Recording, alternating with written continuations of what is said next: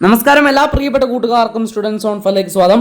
വിദ്യാർത്ഥികൾക്കും അധ്യാപകർക്കും രക്ഷകർത്താക്കൾക്കും എല്ലാം ഒരുപോലെ സന്തോഷകരമായിട്ടുള്ള ഒരു വാർത്തയുമായിട്ടാണ് നിങ്ങളുടെ മുമ്പിലേക്ക് എത്തിയിരിക്കുന്നത്.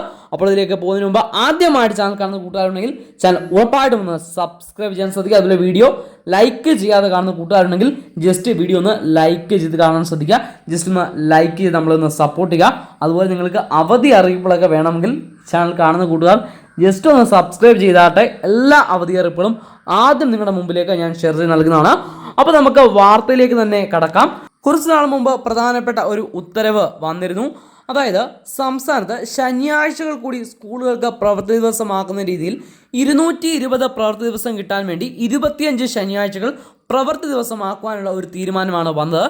എന്നാൽ ആ തീരുമാനത്തിനെതിരെ അധ്യാപക സംഘടനകൾ ഹൈക്കോടതിയെ സമീപിക്കുകയും ഹൈക്കോടതി ഇപ്പോൾ അങ്ങനെ ശനിയാഴ്ച ക്ലാസ് വെക്കുവാനുള്ള ആ ഒരു തീരുമാനം റദ്ദാക്കിയിരിക്കുന്നു. അതായത് ആ 25 ശനിയാഴ്ചകൾ നമുക്ക് അവധിയായിരിക്കും.